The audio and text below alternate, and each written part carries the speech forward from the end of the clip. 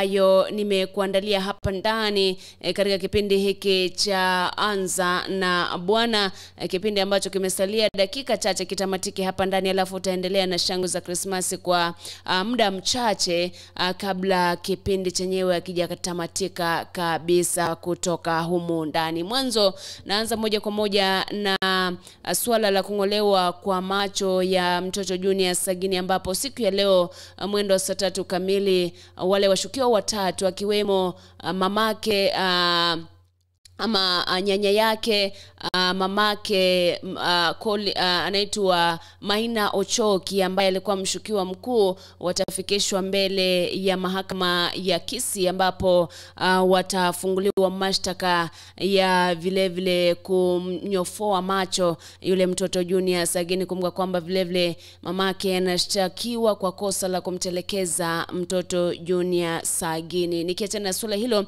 nikupeleke kule IEBC, ambapo hiyo jana afisa mkuu wa IEBC Marjan Hussein alifika mbele ya jopo kazi ambalo liliteuliwa kuwachunguza makamishna wanne wa IEBC ambao walijitenga na matokeo ya uchaguzi wa rais, ambapo aliweka wazi ama kuweka paruanja kilichopelekea kule kutoelewana baina ya makamishna wale wa 4 ama 7 wa IEBC, ikiwa 4 walijitenga na 3 pia wakajitenga na ule uchaguzi wa urais. Kulingana na Hussein na Marjana, anasema kwamba kiini cha kutofautiana ni kwamba tofauti ya kura kati ya aliyekuwa anaongoza na aliyekuwa anamfuata zilikuwa takriban 1233, na kulingana na makamishna wanne ambao walijitenga na uchaguzi ama yale matokeo, walikuwa wanasema kwamba tofauti ile ni kidogo sana, kwa hivyo Wakenya wangepewa nafasi nyingine ya kupiga kura ili waone nani ambaye atashinda kwa kura nyingi zaidi, swala ambalo Wafula Chebukati na makamishna wengine walikataa kabisa, ikapelekea tofauti ya zile ama yale mazungumzo yaliyokuwa pale Serena. Wakati huo vile meneja wa mkahawa wa Serena pia alifika mbele ya kamati ile, pia akatoa ushahidi wake, na vile meneja wa majumba ya kupangisha ya Yaya pia alifika pale na alipata wakati mgumu zaidi kuelezea kuhusiana na video ya CCTV ambayo ilikuwa inaonekana kwamba Irene Masita akiingia pale, lakini hangeweza kudhibitisha wazi kama jina la Irene Masita lilikuwa miongoni mwa wale ambao walikuja kupangisha vyumba pale katika Yaya Apartments. Na nikiachana swala hilo, kaunti ya Baringo itanufaika na mabwawa mawili ambayo Rais William Ruto anasema kwamba atahakikisha kwamba yanatengenezwa katika eneo lile. Alikuwa anazungumza hayo katika mnada wa mbuzi, ambapo Rais William Ruto alinunua mbuzi 500 kwa kima cha shilingi milioni 6. Vile naibu wake Rigathi Gachagua akanunua mbuzi 100 kwa kima shilingi karibu milioni 1.5 ili kusherekea Krismasi ya mwaka huu. Nikiachana na swala hilo, nikupeleke katika Wizara ya Afya, ambapo Wizara ya Afya sasa imetoa changamoto kwa Wakenya kudumisha usafi hasa wakati wa msimu huu wa Krismasi. Waziri wa Afya Susan Nakumicha Wafula anasema kwamba ama vile amewataka madaktari wa KMPDU ambao walikuwa wamesema kwamba kuanzia mwaka ujao Januari wataenda kwenye mgomo iwapo serikali haitafanya mazungumzo nao, na vile kuhakikisha kwamba ama kutilia maanani mkataba wa CBA ambao ulitiwa sahihi wakati wa mwaka 2017 mpaka 2021, akisema kwamba atatafuta muda wakae chini wazungumze, kwa hivyo wakawaomba wasiende kwenye mgomo.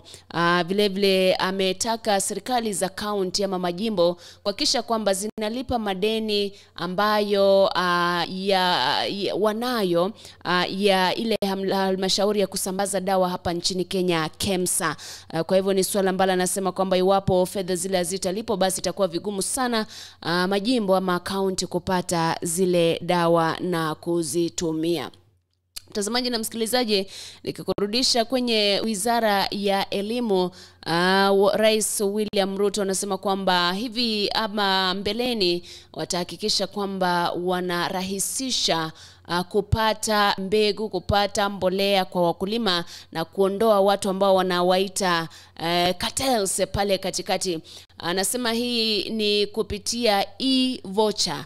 Ni njia moja ambayo ilianzishwa nadhani na aliyekuwa waziri wa kilimo kabla Mwangi Kiunjuri pale, kunradhi, Peter Munya, akisema kwamba ile e-voucher platform itaondoa wale ambao tunawaita middlemen pale, ili mkulima anaenda pale, anasema ana heka ngapi, anahitaji mbolea ya kiasi kipi, analipa, kisha anaenda kwenye duka lolote la jumla ama duka lolote la kuuza mbolea anachukua. Si lazima aende pale kwenye halmashauri ya nafaka NCPB ili kupata ile mbolea.